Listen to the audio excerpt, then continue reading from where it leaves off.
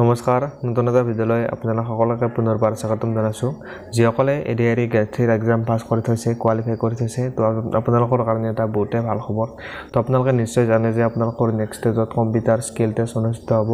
আৰু যদি আপোনালোকে কোৱালিফাই কৰি থৈছে যিকোনো আপোনালোকে যদি হাই সেকেন্ডাৰী লেভেলত এক্সাম দিছিলে তো আপোনালোকে যদি পাছ কৰি থৈছে বা আপোনালোকে যদি গ্ৰেজুৱেট লেভেলৰ আপোনালোকে এক্সাম দিছিলে তো আপোনালোকে যদি ৰিটেন টেষ্ট আপোনালোকে কোৱালিফাই কৰি থৈছে তো আপোনালোকৰ এতিয়া কম্পিউটাৰ বিচাৰ টেষ্টৰ কাৰণে যিখন এডমিট কাৰ্ড হয় ফাইনালি এডমিট কাৰ্ডখন আহি গৈছে তো আপোনালোকে কেতিয়াৰ পৰা আপোনালোকৰ এডমিট কাৰ্ডখন ডাউনলোড কৰিব পাৰিব আৰু আপোনালোকৰ যেটো সিলেকশন প্ৰসেস অৰ্থাৎ আপোনালোকৰ যেটো কম্পিউটাৰ বিচাৰ টেষ্ট অনুষ্ঠিত হ'ব তাত আপোনালোকৰ এক্সামত কি আহিব সকলোবিলাক তথ্য আপোনালোকে এই ভিডিঅ'তে সকলো চালে জানিব পাৰিব তেওঁলোকে এখন নটিছও প্ৰকাশ কৰিছিলে তো নটিছখন আপোনালোকক দেখাই দিম এই ভিডিঅ'ত তো আপোনালোকৰ এডমিট কাৰ্ড আহি গৈছে এডমিট কাৰ্ড আপোনালোকে ডাউনলোড কেতিয়াৰ পৰা আপোনালোকে কৰিব পাৰিব এইটো আপোনালোকে জানিব পাৰিব গতিকে আপোনালোকে ভিডিঅ'টো কন্টিনিউ হেকলৈ চাই থাকিব আৰু যদি ফ্ৰেন্ডছ আপোনালোকে নতুনকৈ আমাৰ চেনেলত ভিজিট কৰিছে আপোনালোকে চেনেলটো সাবস্ক্ৰাইব কৰি বেল আইকনটো প্ৰেছ কৰি ৰাখিব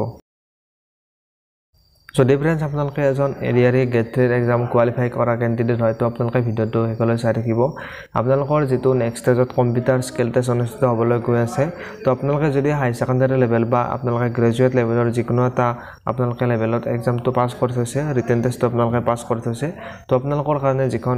স্কিল টেষ্টৰ এডমিট কাৰ্ড হয় ফাইনাল এডমিট কাৰ্ডখন তেওঁলোকে আহি গৈছে আপোনালোকৰ যেটো এতিয়া স্কিল টেষ্ট অনুষ্ঠিত হ'বলৈ গৈ আছে গতিকে আপোনালোকে প্ৰথমতে আপোনালোকক যিখন নটিছ হয় সেই নটিছখন আপোনালোকক দেখুৱাই দিছো ফ্ৰেন্ডছ আপোনালোকে স্ক্ৰীনত দেখিবলৈ পাই আছে নটিছখন এইখন আছে নটিছখন ইয়াত আপোনালোকৰ উল্লেখ কৰিছে computer skill test under state level recruitment commission for the class 3 post যেটো আপোনালোকৰ গ্ৰেড 3 পোষ্ট আছিল হাই সেকেন্ডাৰী তাৰ আপোনালোকৰ বেলেগকৈ এক্সাম আছিল আৰু যেটো গ্ৰেজুৱেট লেভেলৰ কাৰণে বেলেগকৈ এক্সাম আছিল তো আপোনালোকৰ হাই সেকেন্ডাৰী দুটা লেভেল দুটা আছিল এটা আছিল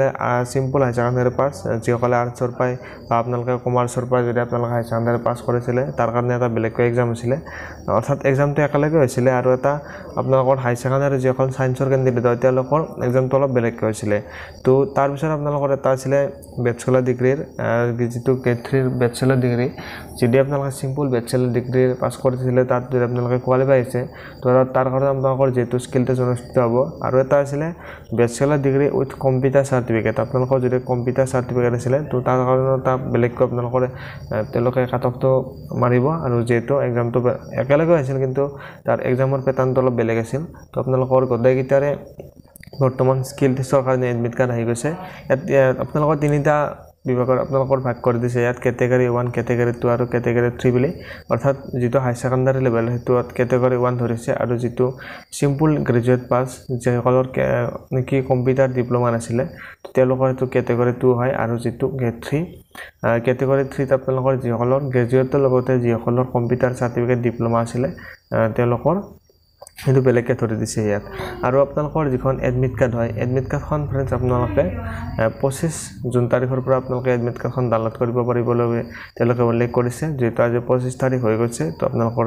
এতিয়া আপোনালোকৰ এডমিট কাৰ্ডখন আহি গৈছে এডমিট কাৰ্ড ডাউনলোড কৰা লিংকটো আপোনালোকৰ ডেসক্ৰিপচনত দিয়া আছে তো ৰাতিপুৱা 11 বজাৰ পৰা তেওঁলোকে ডাউনলোড কৰিব পাৰিব উল্লেখ কৰিছিল ইয়াত তো যেটো ভিডিঅটো দিয়াতে অলপ পলম হৈ গল মোৰ তো ইতিমধ্যে আপোনালোকৰ এডমিট কাৰ্ড আহি গৈছে আপোনালোকে ডাউনলোড কৰিব পাৰিব এতিয়া আপোনালোকৰ যেটো স্কিল টেষ্ট অনুষ্ঠিত হ'ব স্কিল টেষ্টত আপোনালোকৰ ইয়াত আপোনালোকৰ যেটো জনাইছিল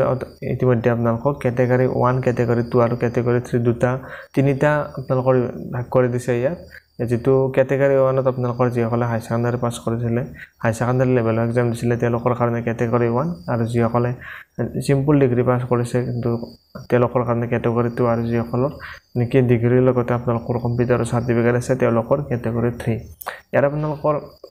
যেটো কম্পিউটাৰ স্কিল টেষ্ট অনুষ্ঠিত হ'ব তাৰ আপোনালোকৰ এমএছ ওয়াৰ্ডৰ পৰা কোৱেশ্চন আহিব নেক্সট আপোনালোকৰ এমএছ এক্সেলৰ পৰা কোৱেশ্চন থাকিব আৰু এমএছ পাৱাৰ পইণ্ট এইকিটা প্ৰায় একেই হয় তো ইয়াৰ আপোনালোকৰ যেটো হাই সেকেন্ডাৰী লেভেলৰ এক্সাম আছিল তো আপোনালোকে যদি হাই সেকেন্ডাৰী লেভেলত এক্সামটো পাছ কৰিছে তো আপোনালোকৰ যেটো কেটেগৰী 1 ত যেটো এমএছ ওয়াৰ্ডৰ আপোনালোকৰ কি আহিব ইয়াত চাই লওক ডকুমেন্ট ক্ৰিয়েচন আহিব তাৰপিছত বেসিক ফৰমেটিং আহিব এডিটিং তাৰপিছত alignment and printing আহিব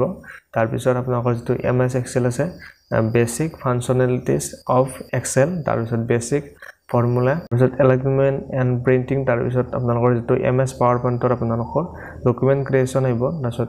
basic formatting and alignment and printing তাৰপিছত আপোনালোকৰ যিটো হাই সেকেন্ডাৰী লেভেল সেইটো আপোনালোকক জনালো যিটো আপোনালোকৰ সিম্পল গ্ৰেজুৱেট পাছ কৰিছে যিসকলে তেওঁলোকৰ MS Wordৰ পৰা কি কি আহিব এইটো জনাই দিছো তাত আপোনালোকৰ ডকুমেন্ট ক্ৰিয়েচন আহিব ফৰমেটিং এণ্ড ডকুমেন্ট তাৰপিছত টেবুল ক্ৰিয়েচন এণ্ড এডিটিং আহিব তাৰপিছত এলাইনমেণ্ট এণ্ড প্ৰিণ্টিং তাৰপিছত যিটো MS Excel তাৰ পৰা আপোনালোকৰ ইন্টাৰমিডিয়েট লেভেল ফৰমেটিং তাৰপিছত ইন্টাৰমিডিয়েট ফৰ্মুলা তাৰপিছত কন্ডিশনাল ম্যাথছ এণ্ড ভ্যালিডেশন তাৰপিছত এলাইনমেণ্ট এণ্ড প্ৰিণ্টিং তাৰপিছত যিটো MS PowerPoint তাত আপোনালোকৰ ডকুমেন্ট ক্ৰিয়েচন আহিব তাৰপিছত ইন্টাৰমিডিয়েট ফৰমেটিং এলাইনমেণ্ট এণ্ড প্ৰিণ্টিংৰ পৰা আপোনালোকৰ কুৱেশ্যন আহিব নেক্সট আপোনালোকৰ যিটো যিসকলৰ নেকি ডিগ্ৰীৰ লগতে আপোনালোকে যদি কম্পিউটাৰ সাৰ্টিফিকেট আপোনালোকে আছিলে বা আপোনালোকৰ ডিপ্লোমা আছিলে তা আপোনালোকৰ বেলেগকৈ কম্পিউটাৰ যিটো স্কিল টেষ্ট অনুষ্ঠিত হ'ব তাৰ আপোনালোকৰ সিলেবাস বেলেগকৈ থাকিব তাৰ আপোনালোকৰ MS Wordৰ ডকুমেন্ট ক্ৰিয়েচন এণ্ড এডিটিং আহিব তাৰপিছত ডিটেইল ফৰমেটিং তাৰপিছত reference table creation and editing creating numbered or বা আপোনালোকৰ বুলেটেড লিষ্ট এণ্ড মডিফাইং তাৰপিছত characters তাৰপিছত এলাইনমেণ্ট এণ্ড প্ৰিণ্টিং নেক্সট আপোনালোকৰ যিটো MS Excel তাৰ পৰা আপোনালোকৰ deleted tables deleted formula formatting and printing তাৰপিছত পিভটিং তাৰপিছত লুকআপ মেথডছ তাৰপিছত ইউজিং চাৰ্ট উইজাৰ্ডছ তাৰ পৰা আপোনালোকৰ কুৱেশ্যন আহিব নেক্সট আপোনালোকৰ যিটো MS PowerPoint আছে তাৰ পৰা আপোনালোকৰ ডকুমেন্ট ক্ৰিয়েচন আহিব ডিলেটেড ফৰমেটিং তাৰপিছত tables chart alignment and printing তো এইকেইটাৰ এইখিনি আপোনালোকৰ সিলেবাস আপোনালোকে যদি সিলেবাসখন আপোনালোকে ডাইৰেক্টলি পাব বিচাৰে তো আপোনালোকে লিংকটো ডেসক্ৰিপশ্যনত দিয়া আছে নটিছৰ আপোনালোকে তাৰ পৰা ডাইৰেক্টলি নটিছখন আপোনালোকে চেক কৰি চাব পাৰিব তো মোৰ হয়তো কিবা আপোনালোকৰ স্পেলিং হয়তো ভুল হৈ যাব পাৰে তাৰ কাৰণে আপোনালোকে ক্ষমা কৰিব নেক্সট আপোনালোকৰ যিটো